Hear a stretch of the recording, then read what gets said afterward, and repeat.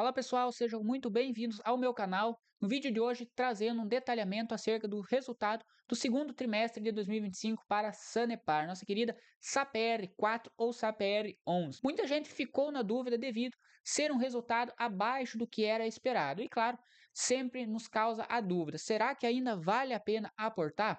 Bom, vamos trazer os principais detalhes, tanto positivos e negativos, que Sanepar nos trouxe no segundo trimestre de 2025. Acessando o RI da empresa, diretamente na apresentação dos resultados, temos destacadamente já nas primeiras páginas os principais indicadores.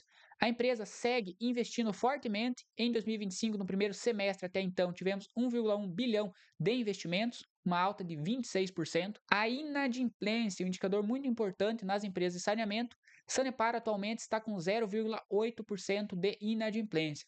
Para quem assistiu, eu fiz uma análise também na semana passada de Copasa, e Copasa diminuiu o seu índice de inadimplência. Se eu não me engano, ele era o mais baixo quando comparado a setembro de 2016, 2018, agora até não me recordo a data exata.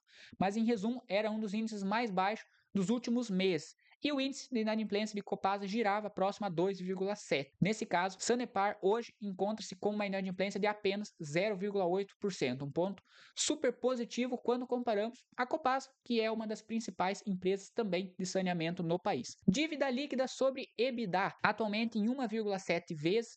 Outro ponto também que muita gente comentou de forma negativa foi referente ao aumento da dívida de Sanepar. Volto a dizer, quem me acompanha sabe que eu sempre falo: aumento de dívida é sempre um ponto de atenção, é sempre um ponto a ser observado nos próximos resultados.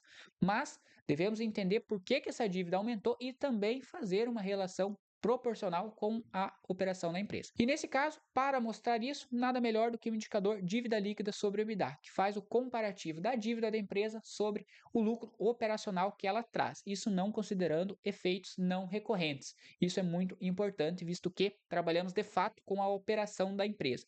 Sanepar hoje encontra-se com uma dívida líquida sobre EBITDA de 1,7 vezes. Também, quando comparamos a Copasa teve um aumento da dívida e chegou próximo a 2 vezes. Mais um ponto positivo quando fizemos o comparativo. E a geração de caixa operacional da empresa também atingiu 1,4 bilhão, mais um número bem robusto. Sendo mais abaixo, o resultado operacional: um aumento no volume medido de água, tanto quando comparamos com o primeiro semestre de 2024 como também 2023. Volume de esgoto, tanto volume coletado como faturado, também teve aumento. Ligações, um aumento de 22.680 ligações quando comparado ao primeiro semestre, um acréscimo de 1,2% nos últimos 12 meses. Economias também, um aumento de 1,3%. Número de ligações, um acréscimo de 2,8% também nos últimos 12 meses. Então, de fato, não podemos negar que Sanepar vem aumentando a sua operacionalidade, seja em volume de água, volume de esgoto ou até mesmo em novas ligações. Nesse gráfico, muito importante, um ponto a destacar, que é devido ao marco do saneamento. O marco do saneamento também comentei a respeito no vídeo de análise de Copasa, até mesmo vou deixar aqui em cima no card, se você tiver interesse de assistir a análise detalhada do segundo trimestre de Copasa, que assim como Sanepar também trouxe um resultado um pouco abaixo do que era esperado.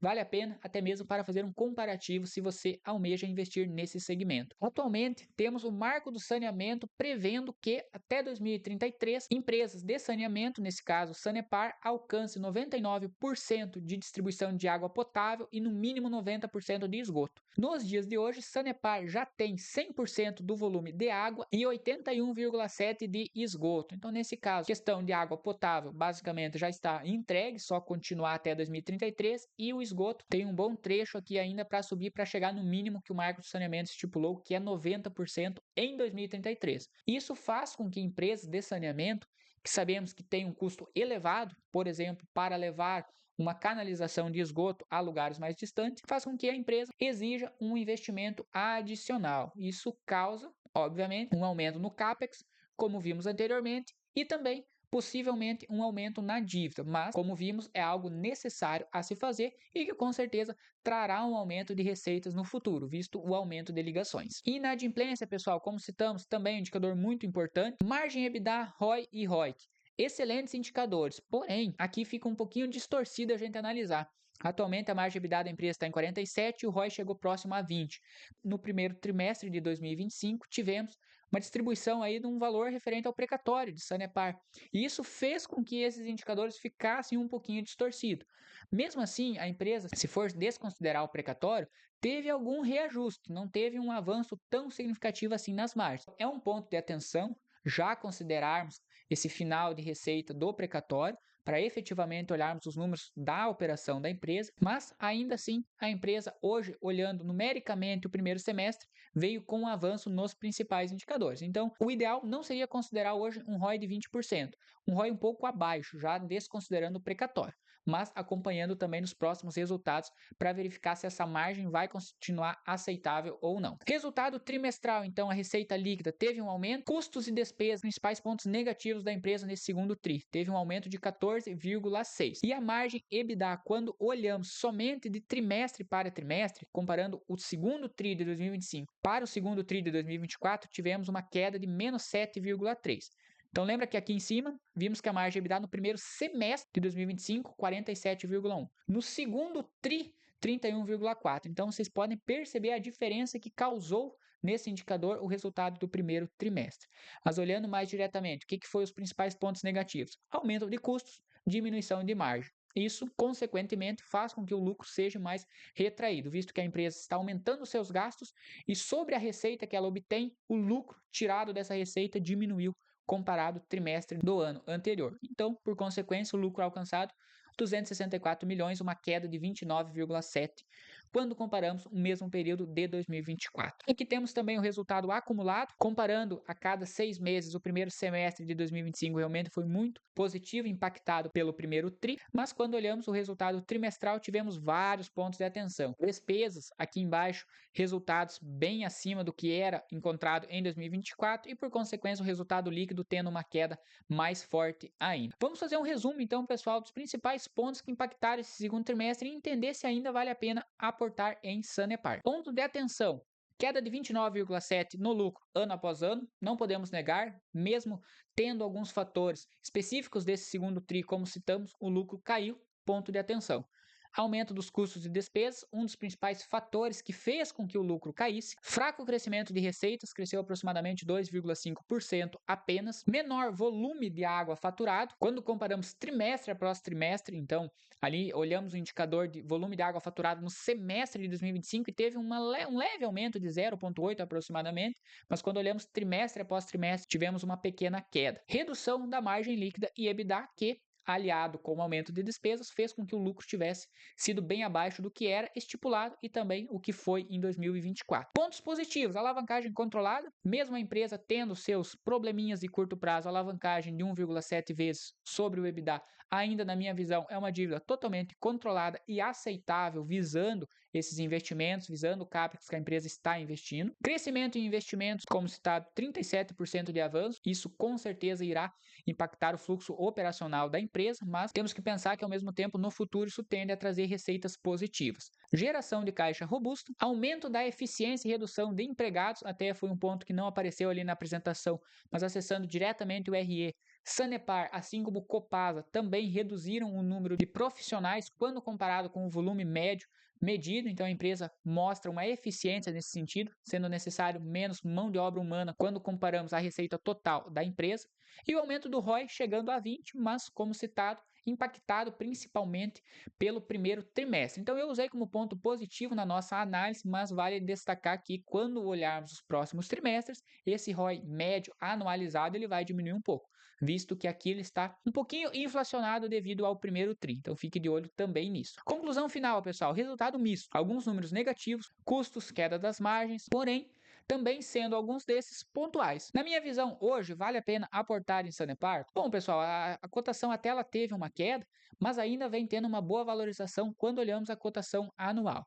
E a empresa hoje sabemos que tem uma pequena desvantagem, que é a distribuição de proventos dela ser muito espaçada. Então também é aquela famosa história, pessoal: eu invisto em Sanepar sabendo disso. Se eu não gosto de receber dividendos daqui a um ano, eu simplesmente vou vender a minha posição e vou aportar em fundos imobiliários que vão me pagar todo mês. Ou vou aportar numa empresa que me paga a cada 3 meses, 4 meses. Sem problema nenhum, a minha tese de investimento ela é ajustada conforme a minha estratégia. O que eu vejo muita gente fazendo e na minha visão é errado: comprando Sanepar e reclamando que a empresa paga dividendos muito espaçados. Eu concordo, pessoal, eu sou acionista de Sanepar. Sanepar hoje ela está sendo recomendada na minha área de membros, mas eu deixo claro que eu estou ciente dessa situação. Poderia ser melhor? Com certeza. Se a empresa pagasse dividendos a cada 3 meses, seria muito mais atrativo. Concordo plenamente com vocês. Até mesmo isso poderia alavancar a cotação da empresa, visto aqueles que buscam uma renda passiva poderiam incluir ela no seu portfólio. Mas, como citado, eu invisto nela sabendo disso. Então, na minha visão, não é um ponto negativo, visto que eu já considerei isso na minha análise. Muita gente não investe em Sanepar, prefere investir em Copasa devido a Copasa pagar mais proventos. Tudo bem, não tem problema nenhum. Também considero o Copasa uma excelente empresa, mas cada qual com as suas peculiaridades. O que não podemos é utilizar um argumento que não tem a ver com a eficiência operacional da empresa. Por exemplo, Sanepar pagar dividendos a cada ano não implica se a operação dela trouxe lucro ou trouxe prejuízo. É algo totalmente externo. Então, isso que você tem que ficar de olho. Fora isso, desde que ela atenda a sua estratégia de investimento, vale a pena você fazer um valuation. Hoje, na cotação atual, na minha visão, não temos tanta margem de segurança, não. Tanto que, se você quiser acessar a minha área de membros e ter 20 recomendações de ações e 20 recomendações de fundos imobiliários, eu vou deixar o link aqui na descrição, que lá, diretamente na minha área de membros, eu vou ter o relatório recomendado da Sanepar, o relatório recomendado na Copasa e elas duas, junto com mais 18 ações, o preço teto estipulado para aporte. Hoje, na cotação atual, eu não considero Sanepar atrativa, não teria tanta margem de segurança perante esses pequenos riscos que na minha visão não é nada de anormal, mas ainda assim traz certa volatilidade da ação no curto prazo. Então, hoje eu considero um valuation um pouquinho mais elevado para Sanepar. Esperaria, quem sabe, uma melhor oportunidade de aporte. Mas se você quiser ter acesso a todos os ativos recomendados na minha área de membros, incluindo os principais setores, juntamente com preço teto e relatórios recomendados, clique no link da descrição, acesse a lista de espera que quando tiver novas vagas você será avisado em primeira mão. E te dando spoiler, com certeza vale muito a pena. Dentro da área de membros, se você não tiver conhecimento básico ainda, você terá acesso a um curso completo e após finalizar o curso você terá acesso à planilha de recomendações que eu, Rodrigo, analista de valores imobiliários, recomendo baseado nas normas da CVM, juntamente com o relatório recomendado de cada ativo, justificando a tese e o resultado que as empresas trazem. Esse vídeo que eu gravei foi um breve detalhamento acerca dos principais pontos. Lá na área de membros você tem um PDF completo com as principais informações, justificando o porquê de eu recomendar determinado ativo, juntamente com o seu preço teto. E se você gostou desse vídeo, deixe o seu like, se inscreva no canal e se quiser ter novas análises como esta, comenta aqui a empresa que você quer ver os detalhes, que com certeza vou elencar as melhores, aquelas que mais causaram espanto, seja de forma positiva ou negativa no mercado, e vou trazer aqui para vocês.